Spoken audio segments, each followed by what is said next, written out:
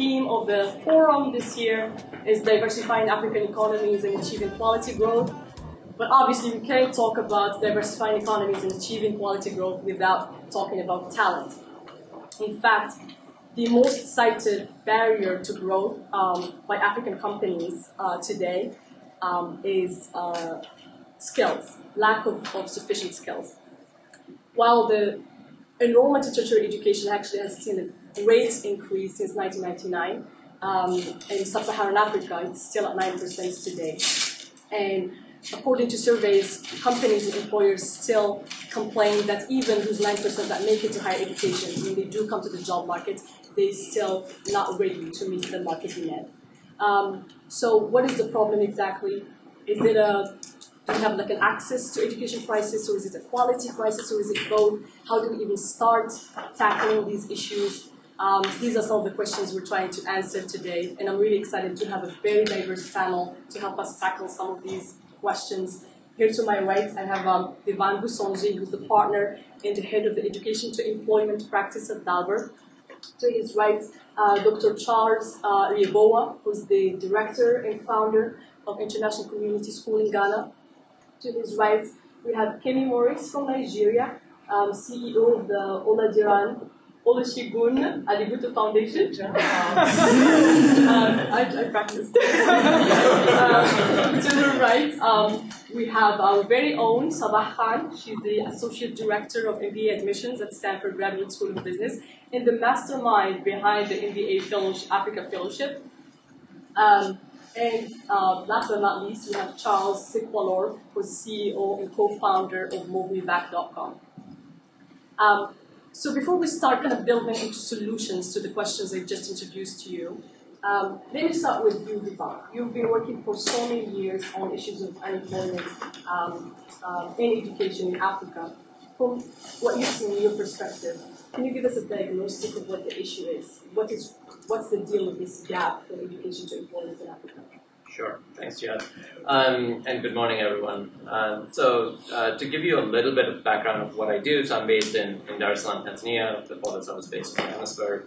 I head up our global education to employment practice. We spend most of our time speaking to governments, speaking to donors, in helping them think about how our economy is changing. What does that mean for jobs within those economies? What does that mean for skills for those jobs? And hence, what does that mean for education systems, be it vocational education systems or primary and secondary education systems? So it's a slightly different way to think about this space. It starts with what we call demand. So where are the jobs? And then goes backwards to what should the supply look like? What does the education system need to look like given where jobs are headed in the future? Part of the reason we use that approach is, as Jihad was saying, there's secondary education is increasing on the continent. It will reach about 60% penetration by the end of this decade. At the same time, tertiary education is increasing as well. But in some of the markets where we've seen the biggest increases in tertiary education, so you see this in Kenya, in Nigeria, in Morocco, as the access of tertiary education increased, the unemployment rate for people who had a tertiary degree increased as well. So in all three of these markets, if you have a university degree, your likelihood that you're unemployed is close to 30%. If you only had a secondary degree, the likelihood that you're unemployed goes down to 15%, 20%, which is really shocking. So higher education is resulting in more unemployment. And so you really need to pause and say, okay, there's a little bit of a mismatch. What do employers need, and how do education systems need to change? Now, obviously, an implication of this is not that we should stop educating people. An implication is there isn't a good match between what employers need and what education is providing. And so as we think about a diagnostic, where we love to start is, where are the jobs, right? So if you think about the makeup of jobs today in Africa, about 10 or 15% of the jobs sit in retail. These are both formal retail jobs as well as mom-and-pop retailers. When I say retail, the highest percentage of jobs in retail are things like cashiers. And when you speak to a retailer So if you go and speak to a Pick and Pay in South Africa and ask them, okay, what are you looking for from a cashier? Is the secondary education system, because most cashier jobs will require a secondary degree. Is the secondary education system getting you what you need in terms of a cashier? Most retailers will say no. They'll say, okay, you're trying to teach them algebra, which is great if they're going to university, but what I need is somebody who understands numbers well enough that they can perform a cashier's job, but actually I have machines that do most of the work. But what I really need is somebody who's able to talk to a customer. They have good customer service skills. I need somebody who's able to solve problems, because the customer is going to come up to them and tell them there's an issue, and they need to be able to problem solve very rapidly. I need somebody who's able to communicate well, etc., etc. And most of the education systems that we went to, including ourselves, and we went to, if you're sitting in this room, you probably went to a really good education system somewhere in the world. Most of those education systems actually did not teach many of these soft skills either. And this was only a decade or 2 decades ago. That has not changed in education systems today. And now what we are saying is that is required on a mass scale, right? 10 or 15% of jobs just in the first sector I talked about require those skills on a day-to-day basis. If you continue looking at what are some of the other jobs, the other 10 or 15% of jobs anywhere on the continent are actually sitting in hospitality and tourism. So hotels, you walk in, you see a receptionist. That's a lot of jobs being created on the continent. Restaurants actually are 70% of that segment. And again, very similar stories with hotels and restaurants. Soft skills far more important than some of the other skills, and education systems don't do so. So that's about 30% of jobs. So just so you know, the rest of them make up about 15-20% of the remaining jobs. Sit in construction, so infrastructure has a huge boom. Keep in mind, infrastructure also does not require a lot of tertiary education. And then there's a good 20 or 30% that's sitting in agriculture, so this is direct farm jobs. Very, very small sliver that is sitting in manufacturing, and even smaller sliver that's sitting in financial services or BPO or all of these other sectors that we hear about all the time. So when you think about this space, that's the image that you should always keep in mind, is that is what the makeup of jobs today is. And then if you fast forward to the future, you start seeing a slightly different story. So the concerns about automation and AI that we talk about in these circles are the same concerns that you see everywhere in the world. So part of the manufacturing story that we're going to start hearing in Africa, and there's a boom in manufacturing that may come over the next decade or so. There's a big question of how much of that will actually create jobs. So while manufacturing may increase, jobs in manufacturing may not actually increase that much because of the automation wave. Once you've invented a machine somewhere in the world, it's used everywhere in the world. And so you begin to ask a question around, okay, what do jobs of the future look like, and what is a combination of skills that will be complementary to a robot or an AI? And a lot of the growth that we see there, so the one anecdote I love to provide is, if you think about textiles, textiles is actually one of the sectors that's not heavily automated, but likely will get hit by an automation wave as well. Over time, if somebody is spending $3 on a t-shirt and automation decreases the price of that t-shirt down to $1, it's very likely that if the buying power continues to stay at $3, that somebody is going to pay for better quality, right? So you'll continue spending the same amount, but you'll pay more for something that you perceive to be a higher quality. And one of the hypotheses is higher quality may get defined as customization. So rather than buying a t-shirt that everyone else is wearing, you may pay a little bit more to buy to a designer for them to be able to provide you with a very custom designed t-shirt.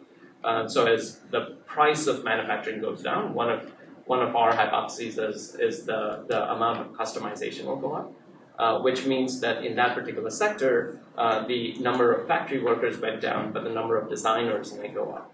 And so you start asking, okay, what do design jobs begin to look like? And those are jobs that usually require a lot of creativity. also something that many of our education systems don't teach. So as we look to the future, you begin to say, how may some of these industries be shaped, and given how they are shaped, what are some of the jobs that be created? Again, a lot of new skills, a lot of soft skills being added to those as well.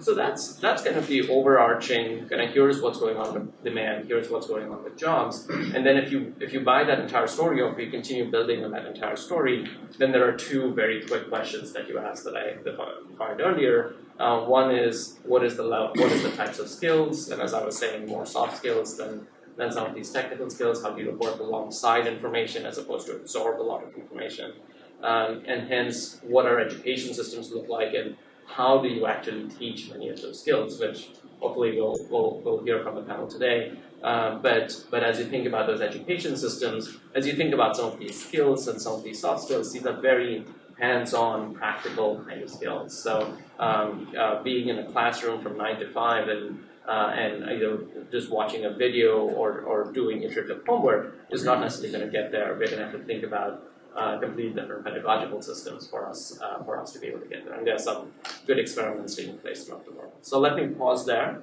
and I can continue commenting as other folks go on. Before we go, I just want to kind of play back what I just heard. Yeah. So soft skills are important, but also what strikes me is that actually it's not that complicated in the sense that where growth is, where the status quo is, and the growth is, and things that would we can bridge to like 6 months training. I'm not hearing a lot of technical, hard skills that need 5 to 7 years to acquire. I'm thinking of things that could actually be acquired by vocational training or other types of training. Is that what you're talking about? Yeah, so two responses to that. So one is some of the best training programs that we're seeing that are bridging programs, right? People have gone through secondary education already. People are trying to bridge them to existing jobs.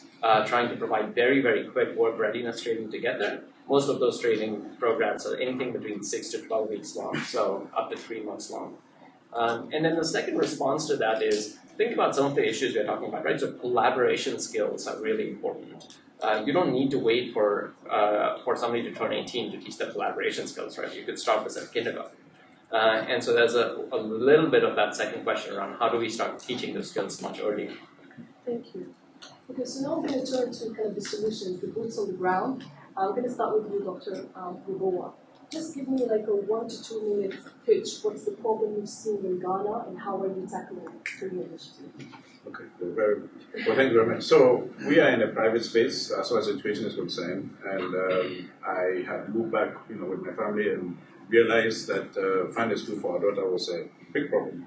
So we decided we'll start one.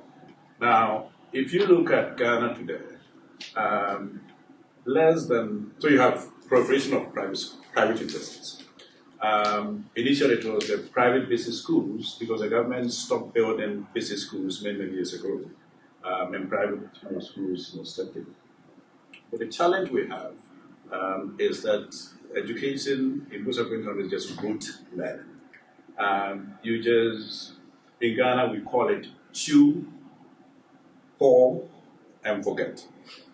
So we are always involved in interviewing potential, employees for our school, and you realize that you have a university graduate that come to interview for a job, and by the time he is out of school or she's out of school for 2 years, he or she doesn't remember anything that she learned, because the system is that you have to memorize, you have to go and just, tell the professor what you learned, and then once you get your certificate, you forget. So there's no skills development. Now, those of us in the private sector, especially in the schools that run the foreign curriculum, I run the UK system, we are trying to change that.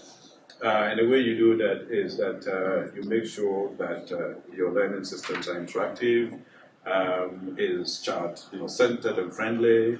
The teacher is not the principal of learning; he doesn't know everything, and so even collaborative learning, as early as preschool, the kids are learning, to work together, and so you have to integrate, these kind of skills, leadership skills. So our school, our motto is training tomorrow's leaders today, and we've developed recently entrepreneurial and leadership skills that all our high school students have to go through in order to give them skills, to be able to lead, be able to work with peers, and also understand, how to start, small businesses, so that when they get into the job market, at least they understand what is going on there. So, in our own small way, we are trying in our schools to make sure that we can build some of these schools. But unfortunately, the public sector is the biggest one.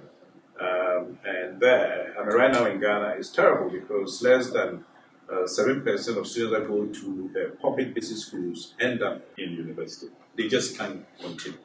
And so if education is the answer to poverty, and you are poor and you start your school in a public school anywhere in Ghana, it means you are doomed. You will not come out of poverty because the system just keep you there. So one of the things that we are trying to do, even as a private school, because usually private schools, we tend to think more about what we do and how to make sure we are competitive so that students will keep coming to us. We are beginning in our school to try and reach out into the public schools, have corporate social responsibility intervention, and currently been talking to the government about the role private schools, especially successful ones, can play to bring success into the public schools. And possibly we may end up having some PPP arrangement where some of us, private operators, will be managing some of the public schools at the basic level. Thank you so much. That's a very interesting point. I was going to ask you about scale, which you can disagree with too, but I'm going to get back to you on that one. Okay. Kemi, I know you're also very interested in this panel because you're kind of tackling the issue from the entrepreneurship angle. It's a bit that you've worked with the local government in Nigeria on. Give us your 2-minute pitch. Okay, so my 2-minute pitch. Good morning, everybody. I work for a foundation called OOA Foundation. We're very new. We launched in October. And what we do is we focus on orphans and vulnerable children and vulnerable youths that are extremely poor. So what we find is that a lot of the children and youths that we talk to and interact with can barely eat. So sometimes education is not even what they're thinking about, but it needs to be. So we have 2 groups. In terms of our strategic objective, it's more about poverty elimination and not necessarily alleviation.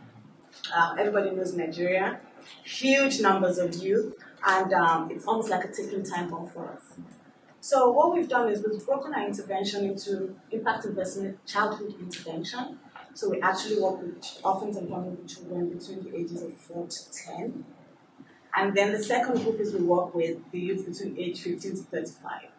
I don't know why some 35-year-olds still consider themselves youth, but in Africa, right?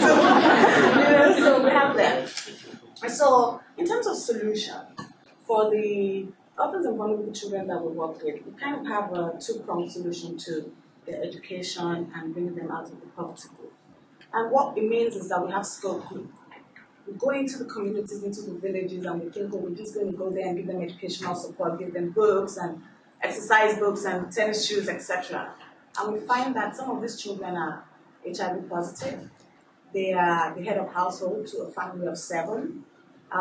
The youngest could be the head of household, someone like Usman, who is 4 years old. I met him last year. And we met Usman in the market. We were doing a baseline assessment and mapping for orphans and vulnerable children because we have this care and support program. Like I said, when we go in and give them support and step back. And Usman was selling kerosene. And he was the youngest in the row of kerosene sellers. And I'm sure you see that a lot in the market. Everybody goes to the youngest child because he's so cute and they want to pay, So we saw Usman and we wondered what he was doing there, not in school. This was in Ogun State, Southwest region, which is, it's not so much of a hard-to-reach area in Nigeria, right? And so we approached Usman, what are you doing here? First of all, we bought all the products he had because we couldn't even stand talking to him while this boy was hustling. He was selling the kerosene, he was counting the money so fast, faster than I could, and giving change, and we thought, there's something here, okay? So back to talent development and identifying talent at such a young age. So we followed Usman home. He lives in a small makeshift hut, and he's got 6 older siblings. They're all HIV positive, and they're not in school. So we thought, how do we support Usman and make sure that he gets to the point where he can use the skills that he has, whether he got those skills from sheer survival mode or it was a last resort. The point is, Usman had the skill at age 4. So we gave him our support, but we also made sure that we enrolled in one of our charter schools where we could also inculcate entrepreneurship activities through sports, play. This is a boy that has never jumped rope before, for instance. And we needed to make sure that he understood what teamwork was. And like you said, the soft skills, communication, knowing how to talk and how to play well with other people and learning from his mistakes. Because a lot of our vulnerable children, the stigma is so high that when they make mistakes, they go back in and it's difficult to bring them back out. So in terms of early childhood impact investment interventions, we have that. The environmental and social skills that we have to imbibe in them, and the entrepreneurial curriculum. Our second group, which is the older ones, which you must agree is a bit difficult to change their mindset most times because of the experience they've been through. So with that, what we did was we introduced a 2-pronged approach to get into them. The biggest issue was skill, talent development, and also the will, the mindset for them to ensure that whatever environment they found themselves in, even if they were doing well, they didn't stop. So perseverance, passion, stick-to-itness, that was a big gap for us too. I'm there to find a solution to that. So in terms of our youth, between age 15 to 35, we did the skill thing. We introduced them to talent development activities. They learn, like you said, for over 6 months. It's not enough to do 3 weeks in class and then churn them back out. It doesn't work. Because there's so many other environmental issues that they're struggling with. Even just getting to the training center is a big issue, right?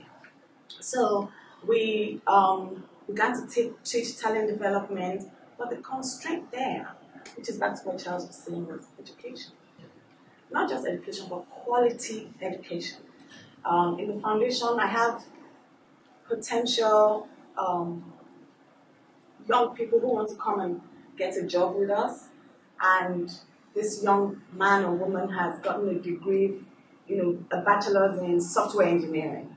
And he comes into the office and we're talking and he can't even turn on the computer. Those kind of things. It makes you cringe because you have a degree in software engineering, but there's no practical experience throughout the 4 years of university. So that is the constraint for us in terms of quality education.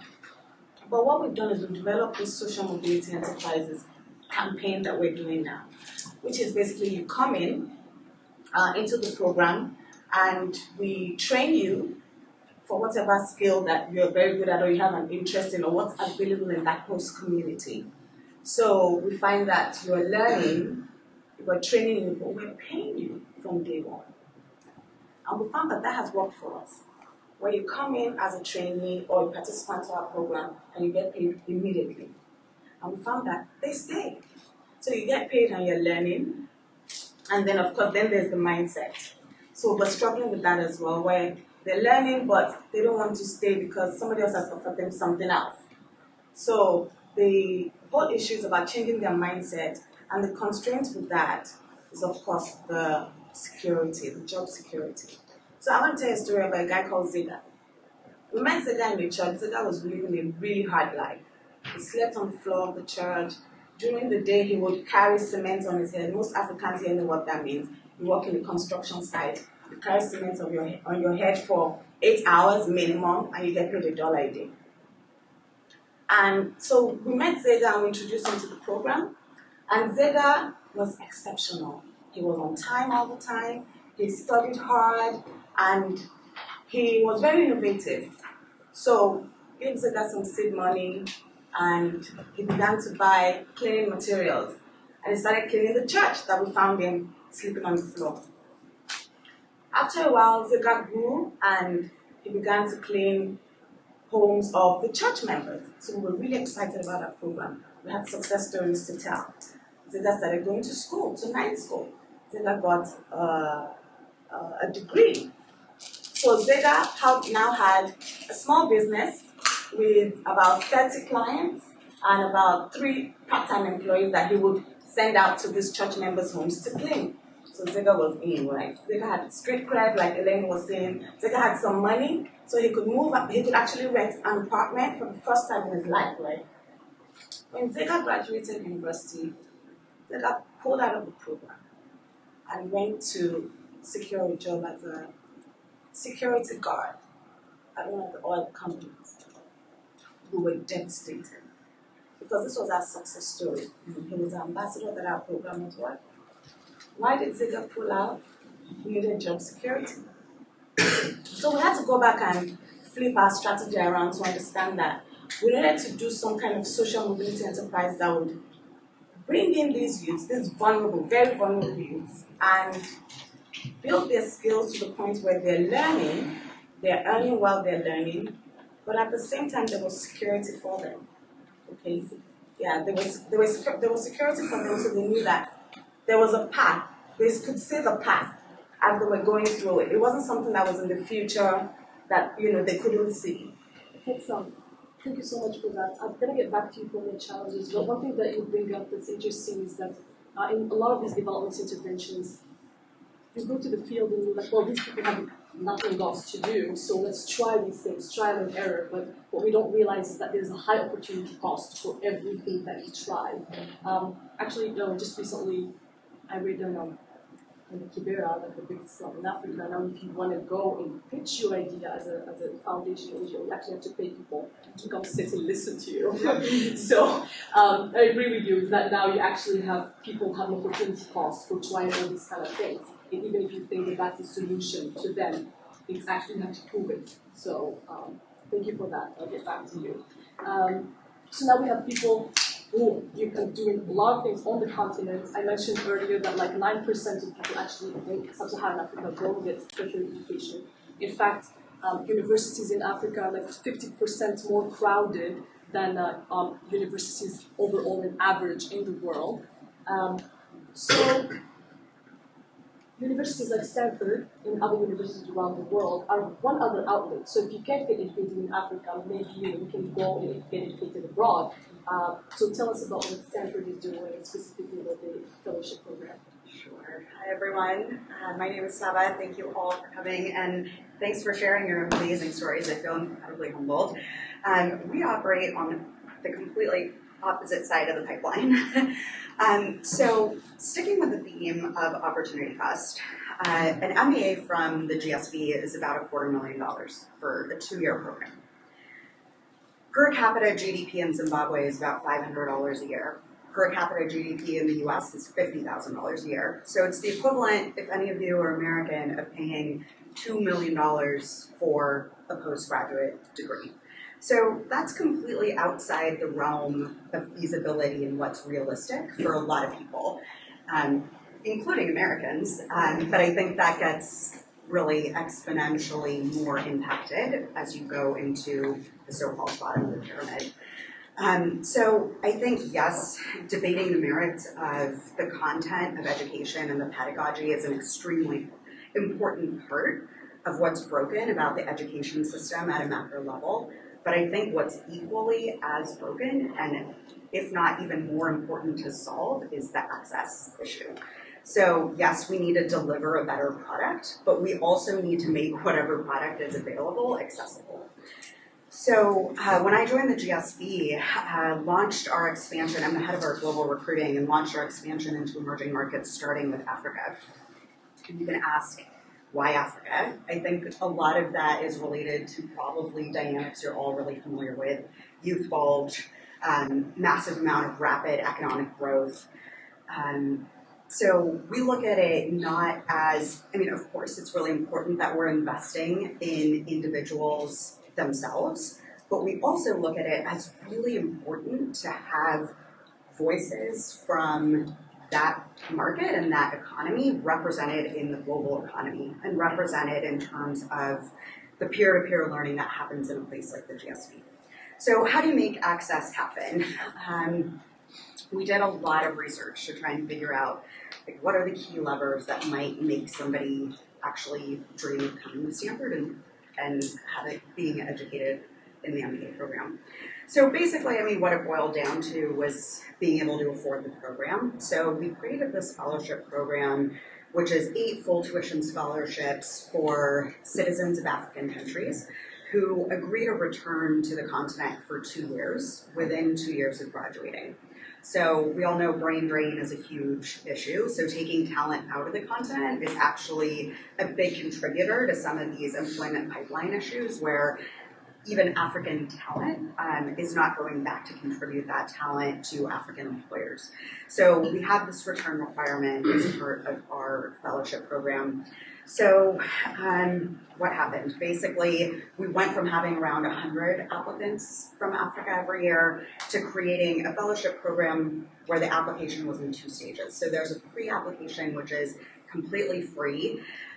So that right there is, half the annual GDP for somebody who is truly in poverty. And then we also give a GMAT or GRE voucher to take the exam, which is the other half of your annual income, if you are living in poverty. So now through that kind of 2-stage application process where we've eliminated pretty much any barrier to even apply, we get on average 3,000 applications for the fellowship. So oftentimes people are surprised to learn that it's actually more selective to become an Africa Fellow at the GSV than it is to get into the GSV period. And that's just been really interesting to see the level of demand. I mean, you talked about supply and demand, right? So this is just, if you eliminate barriers, the level of demand for education is incredibly high. And I think we're a very, very small player, right? Like we have 412 MBAs a year. So we're definitely not going to solve this problem alone. We need everybody in the pipeline helping us. But we also think about education, especially at the level of an MBA, where you're preparing somebody to lead organizational change. We really play at this middle ground in between the grassroots, and I'm a former humanitarian who used to live on the border of Angola and Congo, so working with individual people, making an impact on individual beneficiaries, versus you can also change the system at scale through policy, through law, through legislation.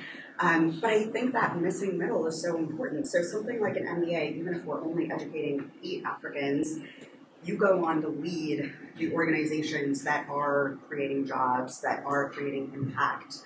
And so, ultimately we hope that it's a platform that acts as a catalyst for much greater good in the long run. I'm happy to answer any questions.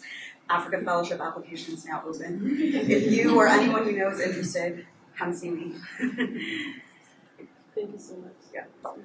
So Jihad's one of our amazing fellows. Sorry. Thank you. So Charles, you heard I'm an African fellow, so contractually I have to go back. But other universities may not have that constraints. Your platform brings back African talent opportunities in Africa. When there is no contract, how do you bring us back? Absolutely. Thank you for the plug. So, welcome everyone. It's a real pleasure to be here. And myself and my co-founder, William, who's here also, it's a real privilege in the sense that we get to attend a lot of these sessions across the world. It's actually my first time on the West Coast. And the one thing that strikes me all the time is this Africa thing, it's really alive. And you look at this room and you look at from everywhere we go, there's a lot of focus on the continent. And there's a lot of talent, both on the continent and outside. There are a lot of smart brains trying to work out how we create solutions. And with Movemeback, which is essentially what we do, what I dedicate my time to, we try to look at how can you take all of this activity, both on the continent and outside of the continent, and start to drive social economic development in Africa. And that's the angle from which we started. So I'm Ghanaian heritage, like Dr. Yeboah here. He has a very good name, by the way. So, and I was born in the UK. I've spent most of my time outside the continent, similar to my co-founder William. And when we left the corporate sector, formerly strategy consulting, formerly in finance, we thought, well, we want to use business as a vehicle for driving some sort of change in the world. We focused on the UK, US, and creating ventures in those regions. And then realized that, well, in terms of the impact we want to make, why are we not on the continent? And we went on the process of trying to move back. Right? And it's only through trying to move back that we recognized that, hold a minute, there's a bit of a challenge here for people like us. There's a challenge for the continent. And we recognized that actually the biggest contribution we could make was to perhaps go there and come back and see how we could create a platform for everybody else to make the same job. And when we started, we very much looked at it as a short-term solution, because we don't particularly look at this from an education angle. But we recognize fully that one of the most important drivers for socioeconomic development on the continent is education. You know? And we've already heard from the panel, there's a piece around a running theme of relevant education. People need to be trained in a way that is relevant to the way they will use those skills in the economy, be useful in the economy. But there's also a piece around access. But perhaps the piece we're most focused on is retaining talent, right? Or retaining talent within country. If you take Ghana, 50% of our tertiary skills are reported to be outside of the continent. How do you drive economic sustainability and growth when 50% of your tertiary skills are outside of the continent, right? And so we embarked on this journey of saying, well, if some of the best talent are outside, in the short term at least, if we've got individuals who have got the right skills, the right experience, and also, importantly, perspective, which is seeing how things are done on a global scale, how do we get them back? And the first thing we realized is there's a problem to solve, right? There's something around visibility of opportunities, something around people wanting to take that step themselves. And we recognize, after doing a bit of research, that the biggest barrier for people like yourselves, for people like us, to actually relocating back to the continent is access to opportunities. We've got a membership, Movemeback is a members community, 10,000 people and growing. We surveyed 5,000 of them. 80% cited access to opportunities or transparency of opportunities as the biggest barrier. Right? The next biggest item, which I think was around infrastructure issues, was 20%. So it shows you how important it is. So we focused on Movemeback and first creating transparency. Where are the opportunities? What can you do on the continent? Because the thing is, when people see the opportunities on the continent, they're always astonished as to what's going on. There's a lot of work to be done. They're always astonished. So creating transparency to opportunities, that's the first piece. The second piece then is around creating some level of structure and information flow. You know, the continent is notorious for having certain poor structure and a lack of flow of information. Yeah? One thing we learned, especially about very smart people, is very, very capable, but they like a little bit of structure, they like a little bit of guardrails. And so with Movemeback, we try to create that. Whether it's through a community to say, well, there are people like you who are doing this on the ground, how can you access that information, how can you learn from the case studies of other people? That's an important factor.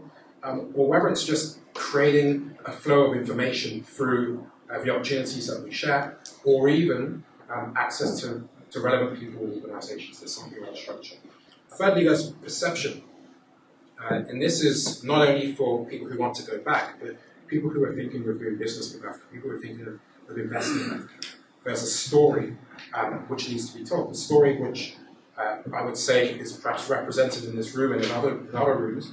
A story which we're all too familiar is either overly pessimistic or overly optimistic. But a piece around perception, and whilst there's access to opportunities, whilst there's creating structure, a narrative which says Africa is a real alternative for people. So we've tried to improve the conversation. It's not about an obligation to go back, especially for the diaspora. It's more around, there are opportunities for you, there are opportunities for yourself. So access those opportunities, and we'll help you to make that journey. The final piece I'll mention is, again, Movemeback, when we started it, was seen as a short-term intervention.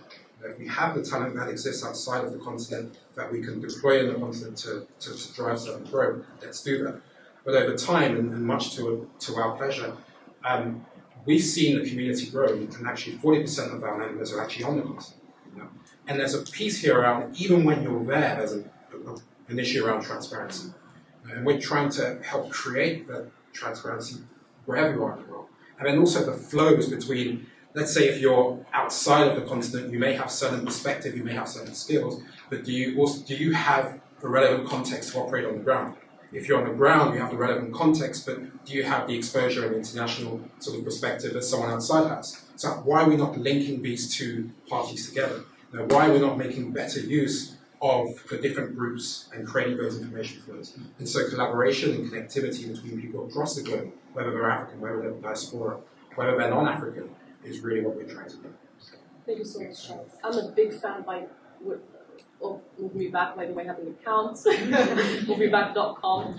Also, I know a lot of people in the room, if you're African or not, but interested in opportunities in Africa, we have a special session later with you guys just to talk about that and tell us what to look for when we try to do that. So I'm gonna, in a few minutes, we're gonna open for Q&A, but before I do that, I wanna get back to Devang and ask you. So now we've heard different approaches on the ground trying to tackle this issue. What stands out to you as kind of scalable, the 80-20 solution to kind of solving this problem, and what kind of challenges do you see as the solutions? Yeah. All fantastic solutions and getting to different sides of the problem, right? So if we just start with the last one and work backwards. So I think one of the statistics is we have only 10% of the managers that we need in Africa today. And so if you're talking about tertiary folks who are coming out of university or overseas, or who worked for a few years and looking to move back, they're probably going to be a critical part of that challenge.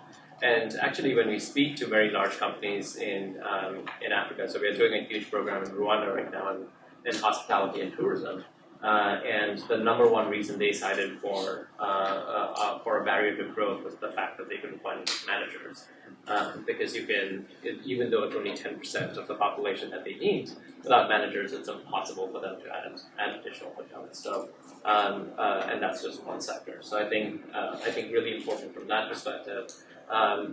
There's a fundamental challenge that you're trying to solve that. Well, when we are speaking to employers, all we are hearing is, or actually companies, all we are hearing is it's impossible for us to grow. The other side of the equation is not hearing that story at all, especially overseas. So lots of work for you to do there.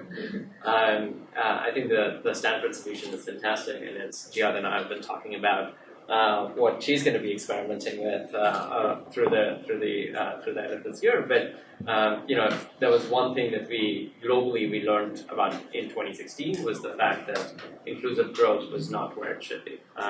That a lot of people were being left behind, and no matter which economy you go to, what we saw in the U.S. is true for every other economy in the world.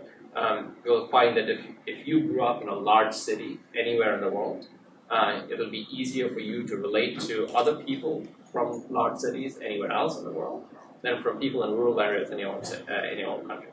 And that's true for every one of our countries. So inclusive growth is a major theme, and the challenge to the Stanford program is how do we get these amazing leaders coming out from the best business school in the world to move back, but actually create business models that help with that inclusion.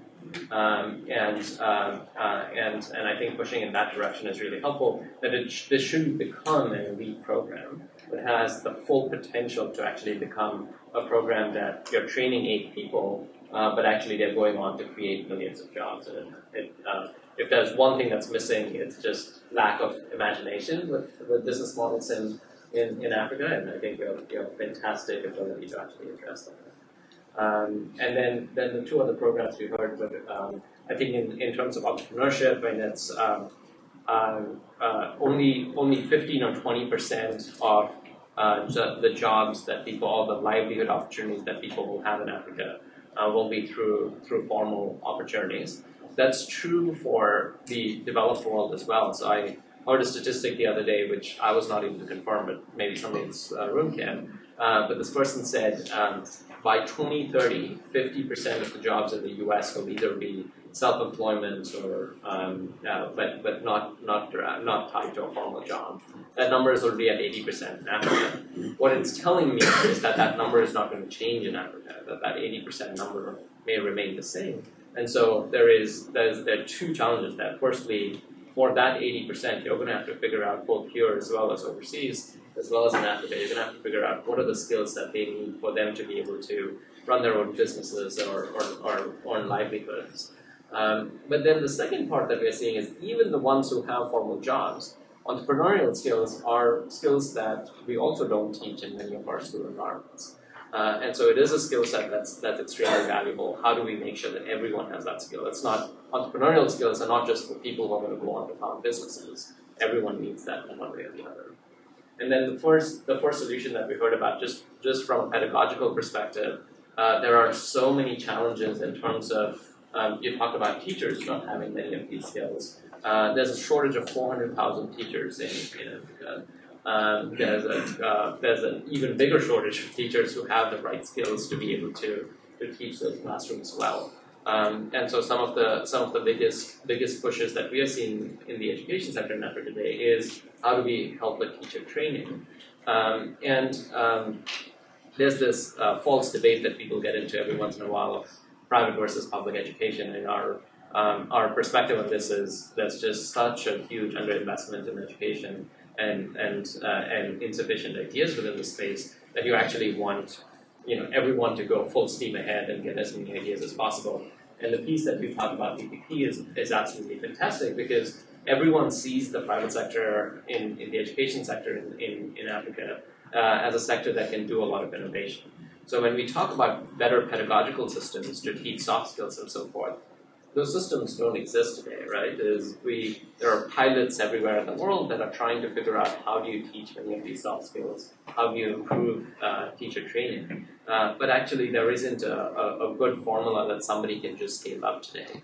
That partnership that for the private sector to actually be innovating some of those skills, and then a partnership with the public sector to be able to scale up successful innovations is actually really important for us to be able to spread the right ideas. So I love all these solutions. Great. Very diplomatic. Thank you very much. I go take you anywhere you wanna go. I go be a weezy. And the answer to your question is yes. If you believe you can just encourage your people in and they can solve your problems, it is arrogant. And I think from our experience, we've learned that people who go with that sort of mindset aren't usually the ones who actually do very well or can contribute. But it's the diaspora or people outside of the continent typically do get a bit of a bad press, right? So they're overly priced and they don't want to live like people on the ground. They go in with a sort of messiah complex and they think they know all the answers. And I think part of that may be justified based on what we've seen in the past. But I think there is a real movement of people understanding, right, that it's no longer I'm going to the continent as an expat. I'm going because, well, firstly, there's a huge opportunity there, and whether that's to make impact from a personal perspective or from a more sort of social perspective, there's a huge opportunity there, and to make the most of that, you actually need to learn to operate well on the ground. If we change direction a little bit, we mustn't forget the benefit that being outside of the continent may bring. Right? We've already heard some examples, and it was mentioned by 2 or 3 different people, about this people on the continent being trained, and we heard of someone with a degree who couldn't turn a computer on, right? There's a piece from when we work with organizations, the one recurring skill they're looking from individuals is problem solving. And there's this general theme of transferable skills where if you're outside of the continent and you've been operating in an environment where you're building these sorts of skills, if you can arrive and apply those transferable skills in this sort of environment, it puts you in a very strong position relative to potentially others who have not built their skills themselves. So the perspective piece is also important. What does it take to scale a business from 1 million to 10 million or 10 to 100 million? If you haven't seen that before, or if you've not been in an environment where that's in abundance, then it's a little bit harder to do. So there are 2 sides to it. The answer is no one should go in with the expectation that they can solve all the problems or they have all the answers. But take what you have, apply it in a local context, learn from people around you, and actually you can bring something to the table which complements what's already there. And overall, there's impact which is more. We tend to be African bashes, right? We see more the problems that even foreigners do. And if you're in a school like this, and you are learning, and the kind of education that you are getting is you are learning to be a problem solver, isn't it? We went to Ghana. We saw education was a problem for adults. And so instead of thinking, well, let me come back here so my kids will be educated in the US, we said, we'll start a school. So a lot of the problems in Africa are, solutions that need to be solved in tangible business. We've lived there, we've lived here, we've seen what works here, and a lot of the problems in Africa are waiting for solutions. And a lot of you have ideas that you can bring back. So we should think more about not just going to grab the jobs that are not, but how we can go and add to the job creation in Africa. And if GSP will say, now we're actually looking for people that are not just going back to work, but people are actually thinking about what can we do to bring about jobs, and add job creation. I think that should be also part of the language and conversation. So we address the issue. We are, as a school, now thinking about the problems in the public sector. No private school wants to touch the public schools. But we have said one of the big things that we're going to do in the next few years is pushing for PPP, private government partnership, in addressing problems in the public sector schools, and also launching out a massive scale of teacher professional training to address challenges in that. So you turn the problem that you see into a solution, and it becomes a business. So, we look at the continent, and I think it's very clear that some of the solutions for the continent need to be very different to what we see in the West. And we've seen examples of where the continent has actually, to coin the famous phrase, leapfrog what happens in the West, and then in the West, we're actually learning from what has been done on the continent. But I think this is where entrepreneurship plays a key role. And anyone who's tried their hand in entrepreneurship will know that ultimately it's an iterative process. And to a degree, I think some people will arrive with certain assumptions and certain beliefs of what the solutions are. But through a process of entrepreneurship, and I think this can be adopted, whether it's in policy, whether it's in big business, through a process of actually trying things, understanding the impact, learning from the environment, and quickly iterating and finding new ways of doing things. I think that's the more practical way of how we actually get away from these sorts of assumed solutions. Yeah. But actually, just to refer back to the point that Dr. Yeboah mentioned, I completely agree. Entrepreneurship in general, people in this room, people outside of the continent, should be looking at that. And Movemeback, one of our biggest metrics, measures that we use to drive our success is what are we doing for job creation? What are we doing for export economies, for GDP growth, all of those sorts of things. And funny enough, you actually find that people who are outside of the continent, based on the empirical studies we've done, are not actually looking to find their finance job back on the continent. They might do it in the first instance as a soft landing to learn the landscape. People want to go and create solutions. People want to go and make impact.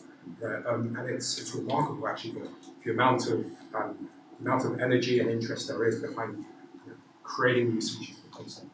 I think what we need to do is to take these sorts of thoughts and take everything on this panel and say how do we create the enabling structures to ensure that people go back and take those leaps and actually create solutions. Yeah. I go be your daddy, yo. Yeah. You go be my mommy, yo.